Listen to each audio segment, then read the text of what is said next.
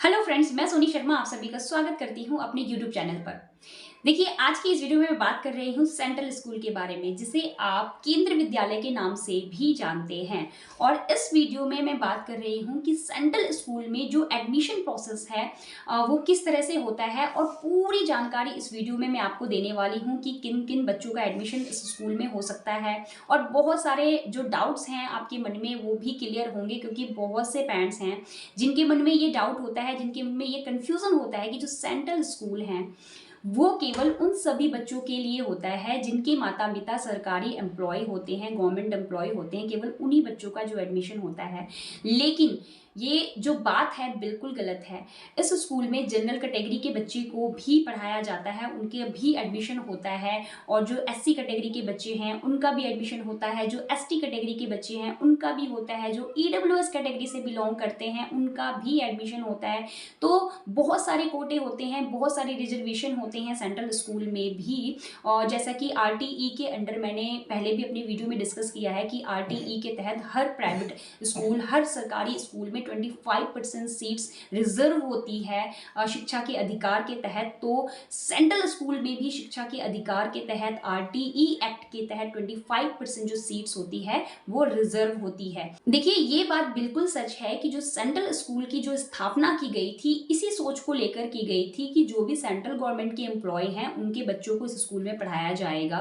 क्योंकि central government के जो एम्प्लॉय होते थे उनका आए दिन कहीं ना कहीं ट्रांसफर होता रहता था, जिसकी वजह से उनके बच्चों की जो पढ़ाई होती थी वो लॉस होती थी।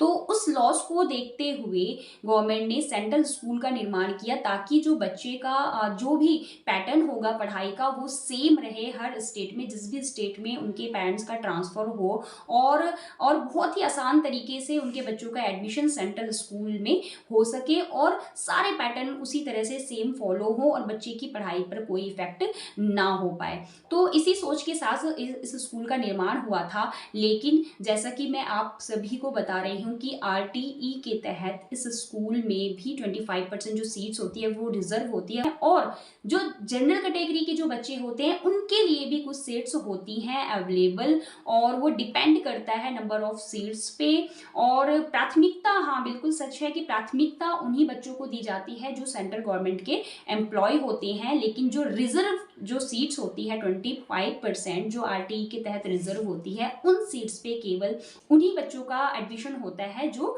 डिजर्व करते हैं, जो उस कैटेगरी में आते हैं।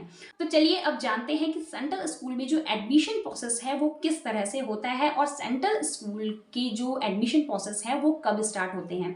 सेंट्रल स्कूल की जो एडमिशन की प्रक्रिया है, जो प्रोसेस है, वो फरवरी लास्ट वीक से स्टार्ट हो जाता है।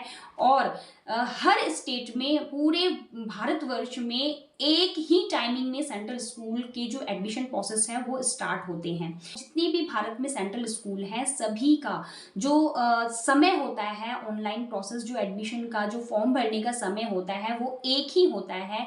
फरवरी की लास्ट वीक में या मार्च के फर्स्ट वीक में जो फॉर्म भरना है वो स्टार्ट हो जाता है, और सभी स्टेट में एक ही टाइम पर ये फॉर्म निकाले जाते हैं। ऐसा नहीं है कि दिल्ली में अलग निकलेंगे, पंजाब में अलग निकलेंगे, राजस्थान में अलग निकलेंगे, ऐसा नहीं है। सभी स्टेट में एक ही टाइम में एडमिशन प्रोसेस शुरू किया जाता है फर्स्ट क्लास के लिए। देखिए, सेंट्रल स्कूल की जो प्रारंभिक कक्षा है, जो स्टार्टिंग की कक्षा है वो फर्स्ट क्लास होती है। बट गवर्नमेंट ने अभी 2023 और 24 के सत्र में एक ट्रायल के तौर पर 50 ऐसे सेंट्रल स्कूल को सिलेक्ट किया है जिसमें बाल वाटिका की स्टार्टिंग की गई है, जिसमें बाल वाटिका 1 जिसे आप नर्सरी क्लास कह सकते हैं, बाल वाटिका 2 जिसे आप लोअर केजी क्लास कह सकते हैं, बाल वाटिका 3 जिसे आप अपर केजी क्लास कह सकते हैं। इस तरह से डिवाइड किया है, और केवल 50 ऐसे स्कूल हैं जो सिलेक्ट किए गए हैं इस ट्रायल के लिए। तो ये 2023 और 24 के सत्र के लिए हैं। अभी ये ट्रायल चल रहा है, सभी स्कूलों में नर्सरी क्लास के लिए एडमिशन अभी प्रोसेस को लागू नहीं किया गया है, ये अभी ट्रायल है। इस ट्रायल के सक्सेस के बाद ही हो सकता है कि जो सभी सेंट्रल स्कूल हैं उसमें नर्सरी क्लास को भी लागू कर दिया जाए, मतलब जो क्लासेस है वो स्टार्ट हो जाएगी नर्सरी क्लास से। लेकिन अभी फिलहाल जो सभी सेंट्रल स्कूल हैं उसमें फर्स्ट क्लास के लिए ही एडमिशन लिए जाएंगे 2023 और 24 के सत्र में। अब देखिए सवाल होता है कि जो फर्स्ट क्लास के एडमिशन हैं वो ऑनलाइन होंगे या ऑफलाइन। तो देखिए पूरे भारतवर्ष में एक साथ फॉर्म निकलते हैं और ये जो फॉर्म है ऑनलाइन ही निकलते हैं, ऑफलाइन कहीं भी ये फॉर्म नहीं निकाले जाते हैं फर्स्ट क्लास के लिए। तो पहली कक्षा के लिए आपको ऑनलाइन फॉर्म ही भरना होता है। किसी भी स्टेट में, आप किसी भी स्टेट में रहते हैं वहां पर आप घर बैठे बैठे इस फॉर्म को भर सकते हैं। अब दूसरा सवाल उठता है कि सेंट्रल स्कूल में क्या सभी पेरेंट्स अपने बच्चों का फॉर्म भर सकते हैं फर्स्ट क्लास के लिए? तो जी हाँ, बिल्कुल। अगर आप सरकारी कर्मचारी हैं या आप किसी जनरल कैटेगरी से बिलोंग करते हैं, मतलब प्राइवेट सेक्टर में काम कर रहे हैं, आप किसी कैटेगरी में भी बिलोंग नहीं करते हैं, तो भी आप ये फॉर्म भर सकते हैं। आप अगर SC ST OBC non creamy layer category से बिलोंग करते हैं तो भी आप इस फॉर्म को भर सकते हैं। अगर आपका बच्चा दिव्यांग है तो भी आप इस फॉर्म को भर सकते हैं, क्योंकि दिव्यांग कैटेगरी के लिए भी रिजर्वेशन है, रिजर्व सीट होती है। और बहुत ही स्पेशल जो केवल सेंट्रल स्कूल में ही रिजर्व होती है जिसकी सीट, वो है सिंगल गर्ल चाइल्ड। अगर आपका बच्चा सिंगल गर्ल चाइल्ड है, मतलब आपकी केवल एक लड़की संतान है, उसके बाद आपकी कोई संतान नहीं है, तो भी आप इस फॉर्म को भर सकते हैं। बहुत ही इम्पोर्टेंट और ख़ास जो 2023 और 24 के सत्र में स्टार्ट होने जा रहा है, उन सभी बच्चों का भी एडमिशन सेंट्रल स्कूल में लिया जाएगा जिनके माता पिता की डेथ कोविड के टाइम में हुई थी, कोविड की वजह से। और उन सभी बच्चों को भी सेंट्रल स्कूल में बिल्कुल फ्री ऑफ कॉस्ट पढ़ाया जाएगा। देखिए इन सभी रिजर्व सीट्स के बारे में मैं सेपरेट एक वीडियो बनाकर आपको समझाने की पूरी कोशिश करूंगी, ताकि आप अपने बच्चे का जो फॉर्म है सेंट्रल स्कूल में भी भर पाएं। अगर आप इन सभी कोटे में आते हैं, इन सभी कैटेगरी में अगर आते हैं, तो ये तो बात हो गई कि कौन कौन से पेरेंट्स इस स्कूल में अपने बच्चे का फॉर्म भर सकते हैं। और अब बात करते हैं डॉक्यूमेंट्स की। देखिए फर्स्ट क्लास में अपने बच्चे का फॉर्म भरने के लिए जो ऑनलाइन फॉर्म भरे जाएंगे, उसके लिए आपके पास, अगर आप गवर्नमेंट एम्प्लॉय हैं तो आपको सर्विस सर्टिफिकेट चाहिए होगा। और अगर आप किसी प्राइवेट सेक्टर में काम करते हैं फिर भी जो सेंट्रल स्कूल है उसमें एडमिशन करवाना चाहते हैं अपने बच्चे का, तो उसमें केवल आपको आपके बच्चे का बर्थ सर्टिफिकेट चाहिए होता है और आपके बच्चे का जो ब्लड ग्रुप है वो चाहिए होता है। और फॉर्म भरने के टाइम में आपको बच्चे की पासपोर्ट साइज फोटो चाहिए होती है। और अगर आप किसी कैटेगरी से बिलोंग करते हैं, SC ST OBC non creamy layer या सिंगल गर्ल चाइल्ड कैटेगरी से बिलोंग करते हैं, या आप दिव्यांग कैटेगरी में आपका बच्चा आता है, तो इन सभी कैटेगरी से अगर बिलोंग करते हैं तो उससे रिलेटेड सर्टिफिकेट आपको वहां पर लगाना होता है। और एड्रेस प्रूफ के लिए, रेजिडेंट प्रूफ करने के लिए आपको डॉक्यूमेंट्स लगाना होता है। देखिए सेंट्रल स्कूल में जो एड्रेस प्रूफ के तौर पर रेंट एग्रीमेंट भी वैलिड होता है। देखिए और भी बहुत सी ऐसी जानकारी है सेंट्रल स्कूल के बारे में जो आपको पता होनी चाहिए ताकि आप अपने बच्चे का फॉर्म भर सकें।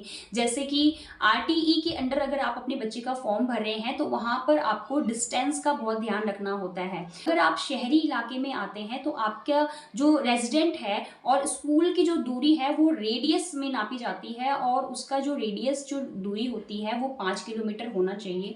और अगर ग्रामीण क्षेत्र में आप आते हैं तो वहां पर स्कूल की जो दूरी है वो 7 किलोमीटर होनी चाहिए। तो ये चीजें ध्यान रखी जाती हैं उन सभी पेरेंट्स को जो भी RTE के तहत अपने बच्चों का फॉर्म सेंट्रल स्कूल में भरना चाहते हैं। तो यहाँ जो भी पेरेंट्स मेरे से जुड़े हैं इस चैनल पर और दिल्ली के प्राइवेट स्कूलों में फॉर्म भरने के लिए EWS DG कैटेगरी का जो वीडियो है वो देखते हैं, उन सभी पेरेंट्स को मैं यहाँ कहना चाहूँगी कि देखिए अगर आप अपने बच्चे का फॉर्म दिल्ली के प्राइवेट स्कूल में भरने के लिए सोच रहे हैं तो साथ ही साथ यहाँ मैं आप सभी को एडवाइस देना चाहूँगी कि आप अपने बच्चे का फॉर्म सेंट्रल स्कूल में भी भरिए, क्योंकि सेंट्रल स्कूल और प्राइवेट स्कूल में मुझे नहीं लगता कोई ज़्यादा डिफरेंस है। जबकि वहाँ पर जो टीचर्स होते हैं सेंट्रल स्कूल के बहुत ही बढ़िया, बहुत ही शिक्षित और बहुत ज़्यादा टेस्ट पास आउट करके आते हैं, बहुत ही अच्छे टीचर होते हैं। वहाँ की पढ़ाई, वहाँ का सिस्टम, वहाँ का मैनेजमेंट बहुत ही अच्छा होता है, बिल्कुल प्राइवेट स्कूल की तरह ही होता है। तो कहीं भी आपको ऐसा नहीं लगेगा कि आपका बच्चा किसी सरकारी स्कूल में पढ़ रहा है। कहने को ये सरकारी स्कूल है बट ऐसा नहीं है, बहुत ही अच्छी पढ़ाई होती है। और देखिए, अगर आप किसी कैटेगरी से बिलोंग करते हैं तो आप इस फॉर्म को जरूर भरिएगा। इस फॉर्म से जुड़ी हुई भी जानकारी मैं आपको अपने चैनल पर देती रहूंगी कि कब ये फॉर्म निकलेंगे और कैसे आप इस फॉर्म को भर सकते हैं, ताकि आप इस फॉर्म को आसानी से और सही समय पर भर सकें।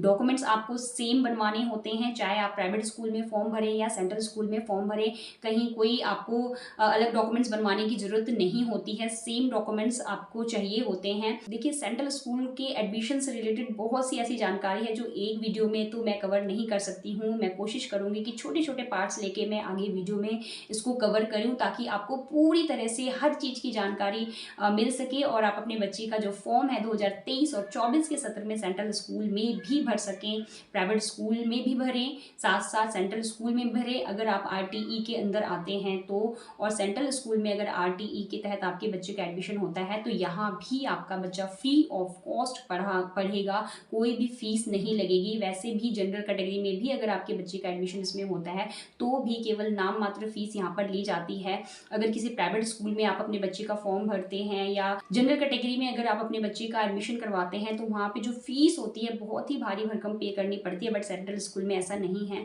आपको नाम मात्र फीस पे करनी होती है। तो इन्हीं शब्दों के साथ आज की वीडियो में इतना ही। अगर आप इस चैनल पर नए हैं और चैनल को सब्सक्राइब नहीं किया है तो प्लीज़ चैनल को सब्सक्राइब जरूर कर दीजिएगा, क्योंकि आपको इस चैनल पर इसी तरह की नॉलेजेबल वीडियो देखने के लिए मिलती रहेगी, जिससे कि आप अपनी और दूसरों की भी मदद कर सकते हैं।